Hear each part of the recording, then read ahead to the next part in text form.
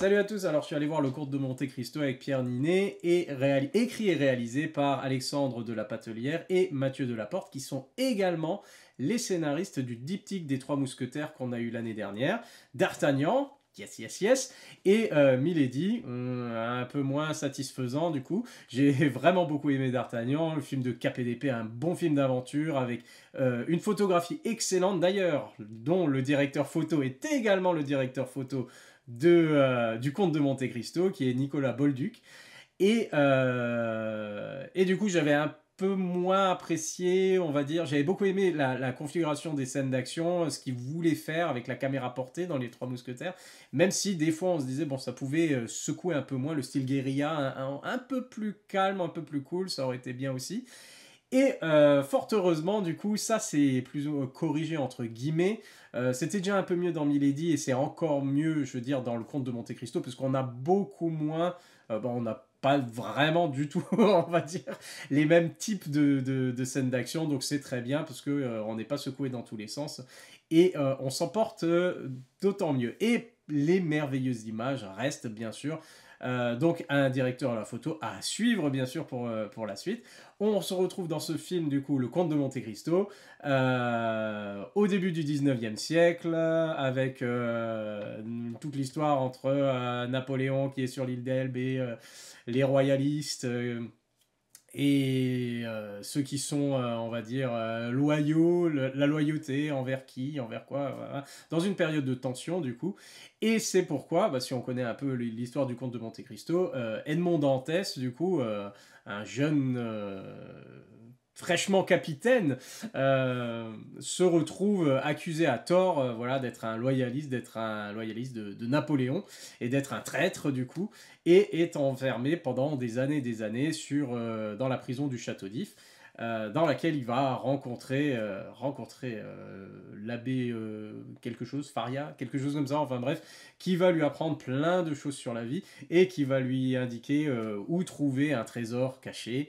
Et grâce à ça, quand il va pouvoir s'évader à un moment et se venger. Et du coup, c'est ça l'histoire de Monte Cristo, grosso modo, c'est une histoire de vengeance.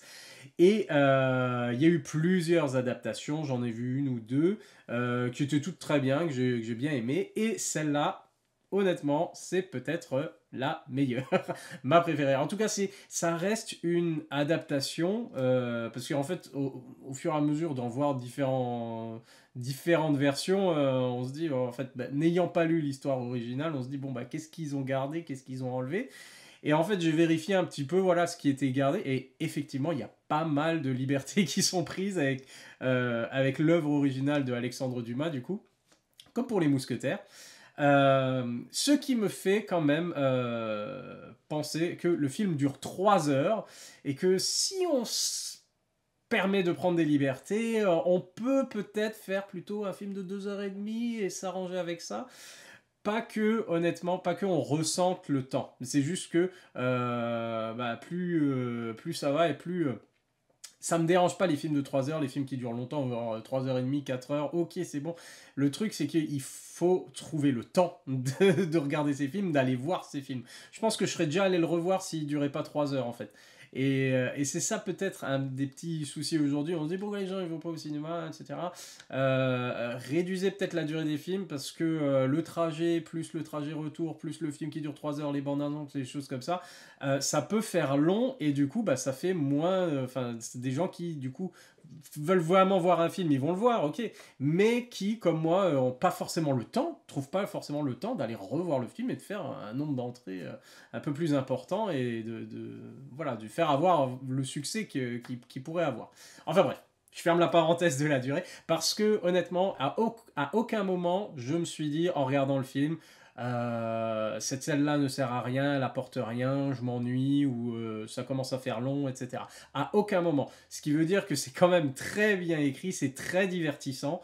Il y a différents genres qui se mêlent dans ce film. Bah, le film de KPDP, de toute façon, le film d'aventure, le film d'évasion, le film de braquage, on pourrait dire aussi. On a une petite ambiance un peu, parce que quand on le voit, quand il s'échappe et qu'il va enfin se venger, en fait, la vengeance de Monte Cristo, c'est pas tant une vengeance où je vais tous les tuer, c'est je vais les faire souffrir. Je vais les torturer. Je vais les torturer psychologiquement avant de les détruire. Et pas forcément de les tuer du coup. Mais il va détruire la vie de ces gens-là, les torturer. Et pour notre plus grand plaisir, puisqu'on passe un très très bon moment en voyant ça. Et il y a une petite ambiance justement un peu film de braquage, un peu Ocean's Eleven, où quand on le voit mettre en place avec des acolytes, quand on le voit mettre en place voilà, son plan, répéter les dialogues qu'il va faire, les répliques, etc. Tout ce jeu d'acteurs, etc. C'est vraiment, vraiment intéressant, c'est vraiment divertissant, c'est parfois jouissif, c'est parfois très tendu.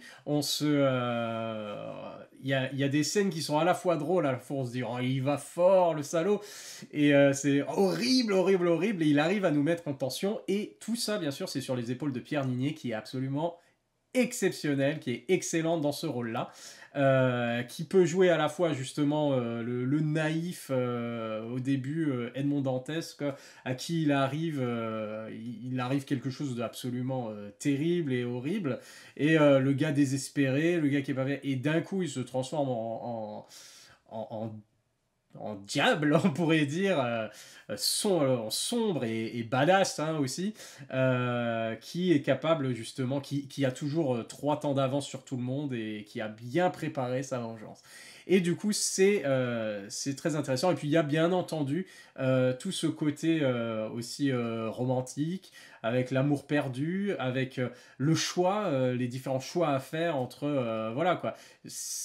Est-ce que tu peux pardonner? Est-ce que tu peux oublier? Est-ce que tu peux aller de l'avant? Ou est-ce que tu es vraiment enfermé dans le délire de la vengeance et voilà quoi, tu deviens une mauvaise personne à cause de ça? Et du coup, ben, c'est un peu la base de ce qu'on a vu dans plein d'autres films depuis, hein, qui prennent leur inspiration aussi de ça, ne serait-ce que le personnage de Batman, par exemple, qui arrive plus tard, des années plus tard, après la parution du livre, et puis ces thèmes de vengeance, entre vengeance et justice, et le choix qu'on peut faire, et est-ce que... Voilà. Donc on a toutes ces idées-là. Je me souviens encore, en fait, en regardant le film de Monte Cristo, d'un coup, je me suis dit, mais en fait, on a quasi la même histoire ça fait beaucoup penser au Masque de Zorro aussi, où justement il est enfermé pendant des années, et puis d'un coup il s'évade de la même manière, etc. Donc on voit où ils ont épuisé l'inspiration aussi de certains films, notamment le Masque de Zorro du coup, film de KPDP et d'aventure. Bref, c'est très bien fait ici. Si ça peut rappeler justement des films, bah, c'est peut-être parce que ces films-là avaient été inspirés par le roman, mais c'est fait de manière assez fraîche, avec un bon budget, avec justement les décors, les costumes, tout. Et enfin, je veux dire, on y croit. Il n'y a aucun moment où on se dit, hein, ça sonne faux, ou alors ça fait cheap, ou quoi que ce soit. C'est un vrai grand, et vu le nombre d'associés, de producteurs associés, au début, le nombre de logos qu'il y a, on comprend que tout le monde a mis un petit peu de sous là-dedans, du coup, et le résultat est là. D'accord? Donc ça paye et c'est très bien et ça fait plaisir de voir des grands films comme ça qui brassent différents genres, qui sont divertissants. Pareil, le score, la musique était très très bonne, je pense me l'acheter. Et c'était, parce que je ne connaissais pas, c'est Jérôme Rebottier au niveau de la musique, le compositeur. Et c'est franchement bien fait. Donc c'est vraiment une réussite à tous les niveaux. Tant même au niveau de l'écriture, même si, voilà, ce que je dirais encore, c'est ça. C'est sur la longueur du film, ça ne me dérange pas. Et surtout parce que pendant le film, en fait, j'ai découvert ils traitent beaucoup de personnages secondaires en fait qui ont des sous-intrigues importantes. Alors il y a tout, ils essayent d'en lier plusieurs. Je sais pas si c'est comme ça exactement dans l'histoire originale ou s'ils ont fait des amalgames de personnages et qu'ils ont lié certaines intrigues avec d'autres. En tout cas, je trouve que c'était très bien fait. Peut-être des fois un petit peu tiré par les cheveux, forcément, au niveau des liens et de la manière dont les choses s'emboîtent, en fait, un peu trop idéalement, on va dire. Mais voilà, là, le truc, c'est que ça fonctionne, en fait. Ça fonctionne, même si des fois on se dit, ah, un petit peu trop, peut-être, ou on a On est là pour voir Monte Cristo, pas forcément pour voir les autres personnages, mais en fait, on finit par s'accrocher, par s'attacher à ces personnages-là, et parce qu'ils sont pas là, voilà, c'est pas juste des seconds rôles qui sont là juste pour compléter, parce qu'il fallait les mettre là, etc.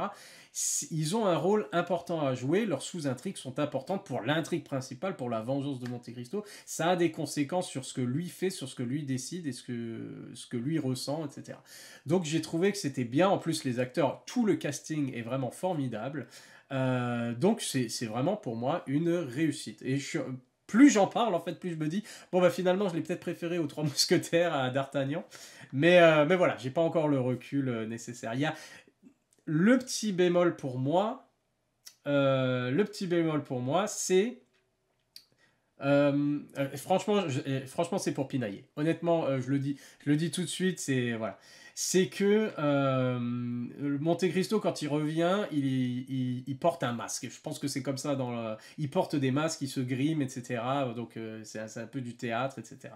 Sauf que la manière dont il montre le masque qu'il porte, déjà le masque de Monte Cristo, à aucun moment on se dit, oh, ouais, ça cache bien son identité. C'est Pierre Ninet. Clairement, c'est Pierre Ninet. Je me demandais même, est-ce qu'ils lui ont vraiment mis un masque ou ils l'ont juste un peu maquillé ou un truc comme ça. Enfin, bref, il se maquille juste ou alors il se met un masque. Et en fait, on a l'impression justement que c'est un gars que Monte Cristo est simplement Edmond Dantès qui s'est un peu maquillé. Sauf qu'à un moment, il enlève carrément le visage.